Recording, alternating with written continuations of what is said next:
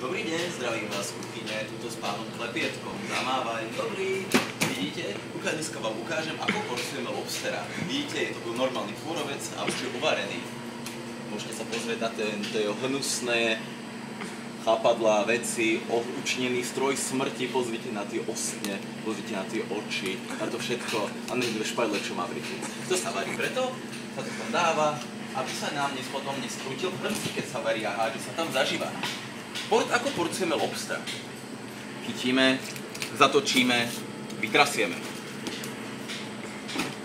Potom podáme si jednu rúčku, druhú rúčku.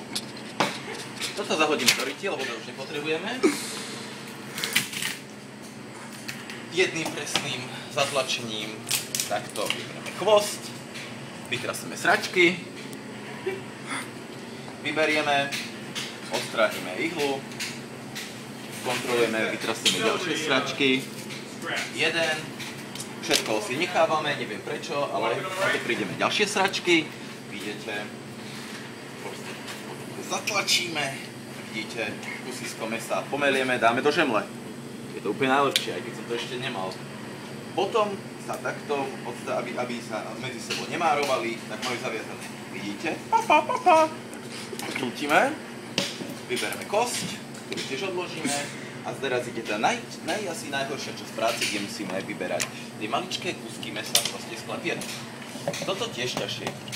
Teraz jedným prstým ďurom. Tak, vyberieme ďalšie meso, sledujte tie klepietko, úplne krásne. Pozrite na tie pazúriská, rozčinený stroj smrti.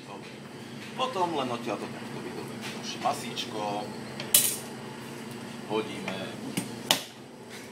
Where the heck did Dad get to? Just making a video. Nice. Are these fish for staff? You guys eating these? Next time some Yeah. crab cakes fall in the wagon, we'll do them. Yep. Alright. Tak, vybereme si odtiaľ to ešte zvyšné. I'm sorry, you said it to walk in to the right? Ktoré je úplne blbá aktuálna práca. Zahodíme, zobereme. Tu na ešte kusek. A vidíte, vyteká z toho bordel, slaná morská voda, ďalšie sračky, črevá, bubliny a také veci.